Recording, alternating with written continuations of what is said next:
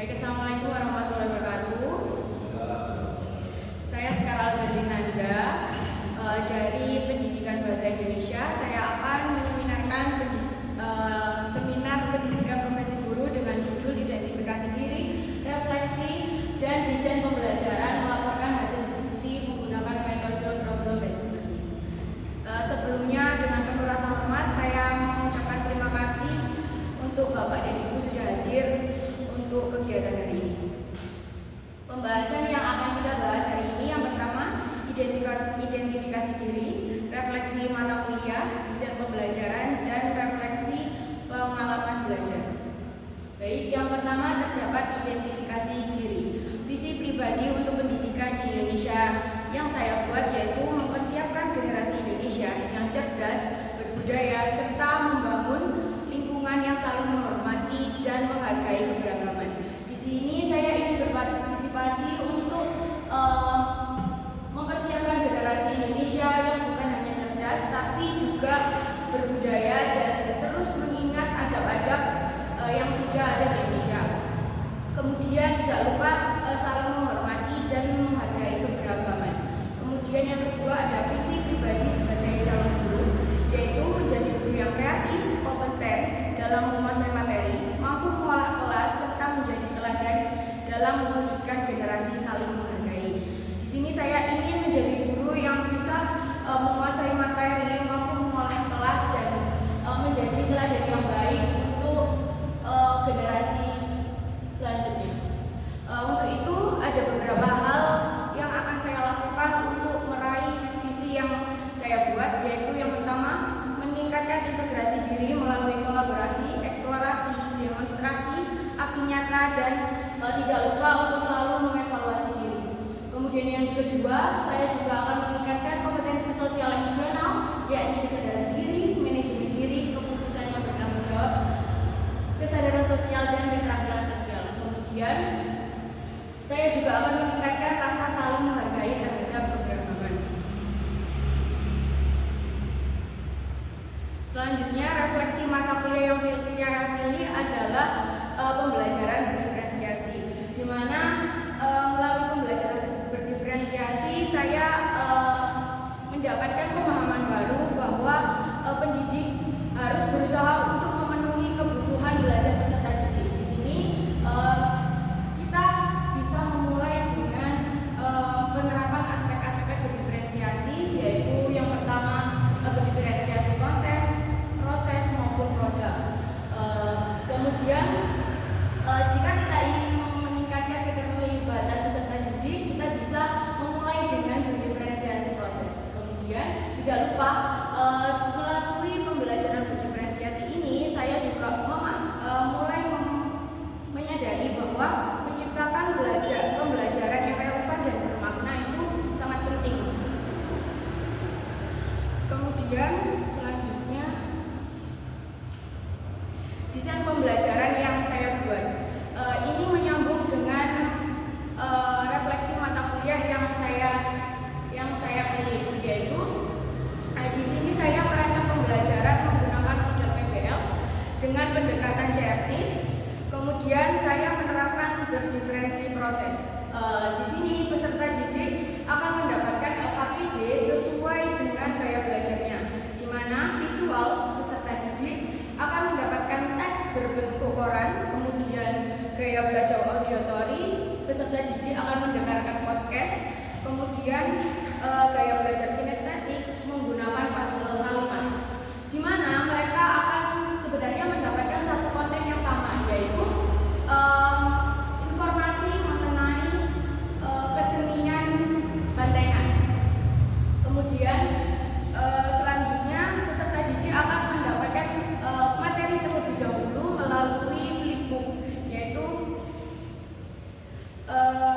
berupa media digital yang saya gunakan. Kemudian selanjutnya peserta didik akan menuliskan hasil diskusinya melalui MC card peran yang akan saya bagikan. Mereka bisa memilih peran yang ingin mereka pilih.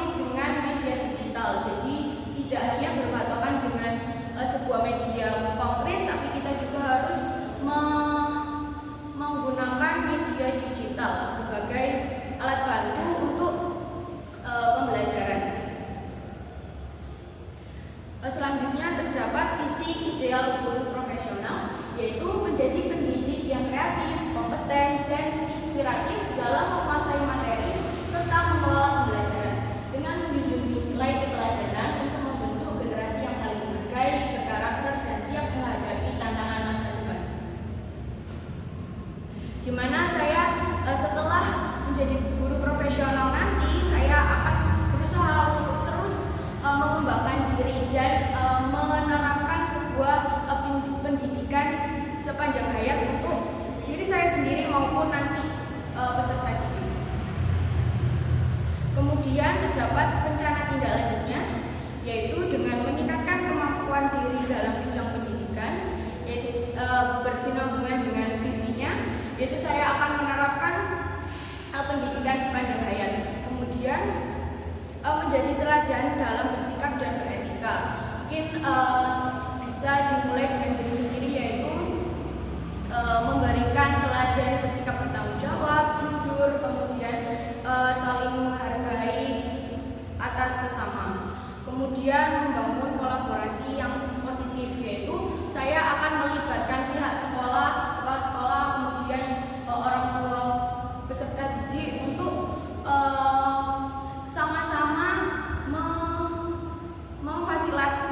memfasilitasi peserta didik untuk selalu berkembang menjadi